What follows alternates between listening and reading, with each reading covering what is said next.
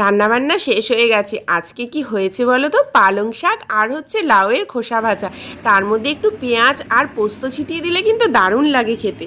তা আর বাটা মাছ আনা হয়েছিল, আর তার সাথে হচ্ছে এটা কি মাছ বলো তো, এটা হচ্ছে ফুল চিংড়ি। ফুল চিংড়ি একটু ধনেপাতা পেঁয়াজ দিয়ে বড়া করলে উফ, অসাধারণ খেতে লাগে। আর আমি তো একটু তেলে ভাজা খেতে বেশি ভালোবাসি, সেই জন্য আমার কাছে খুবই প্রিয়। তারপর ওপরে রান্নাবান্না সেরে নিচে কাচাকাচি করেছিলাম, সকালবেলায় আজকে কাচাকাচি করে ফেলেছিলাম। তো ওগুলো শুকিয়ে গেছে, রোদের যা এখন তাপ প্রচণ্ড, তো তাড়াতাড়ি শুকিয়ে গেছে সব। আর মেয়ে কিন্তু ওইদিকে দুষ্টুমি করতে ব্যস্ত। চলো তোমাদেরকে দেখাই মেয়ে এখন কি করছে। তো দেখতে পাচ্ছ তো আমার মেয়ে কতটা কাজের হয়ে গেছে। তো গাছ থেকে সব ফুলগুলো প্রায় টুকটুক করে অল্প অল্প স্বল্প প্রতিদিনই পড়ে। তো এই ফুলগুলো কুড়িয়ে নেওয়া হয় আমাদের, নিয়ে ছিম দিয়ে খাওয়া হয়, ভাজা নয় আলু দিয়ে সেদ্ধ খাওয়া হয়, না হলে বড়া খাওয়া হয়। সবই খেতে ভালো লাগে, কিন্তু আমি কখনো আলু সেদ্ধ দিয়ে খাইনি, এখানে এসে প্রথম খাওয়া শিখেছি। তো সজনে ফুলের সাথে সাথে কিন্তু ছোট ছোট ডাঁটাগুলোও পড়ে যায়, খুবই কচি ছোট ছোট ডাঁটা, খেতে ভালো লাগে মাছের ঝোলে, বেশ খুব সুন্দর লাগে খেতে। আর আমার মেয়েও খেতে খুব ভালোবাসে, আর ওই জন্য ও উৎসাহ হয়ে আরও ফুল কোড়াতে ব্যস্ত দিদির সাথে। কিন্তু অনেক ফুল কুড়িয়ে ফেলেছে টুকটুক করে। আজকে মেয়ে 2 বছরের ভ্যাকসিন দিতে গেলাম।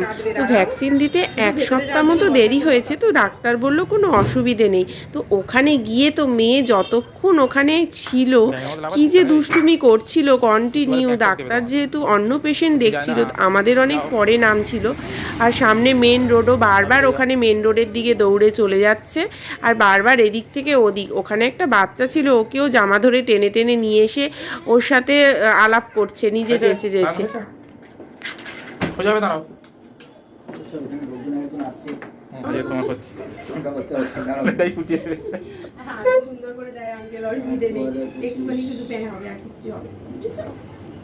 চুপি জল চলে এসছে কেন? চুপিটা খুলে দাও না এবার নাকি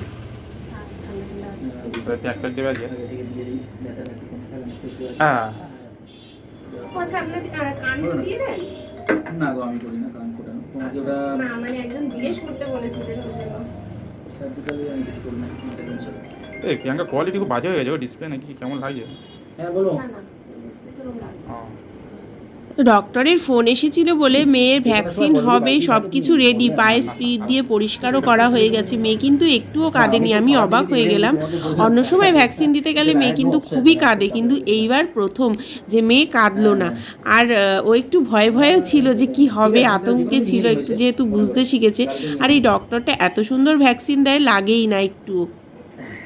আর বাবা যেহেতু ভোলাচ্ছিল ভ্যাকসিন দেওয়ার সময়, সেই জন্য মেয়ে একটুও কাঁদেনি। আমি ধরে আছি না, আমি হাত ধরে আছি। এমাই দেখ এই তো মা হয়ে গেল, হয়ে গেল।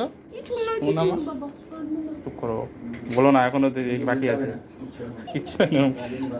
এইবার ওই প্রিয়াঙ্কা গুলো জিজ্ঞাসা করে না, ওই ঠোঁটের 2 সাইডে হয়েছে 3-4 দিন।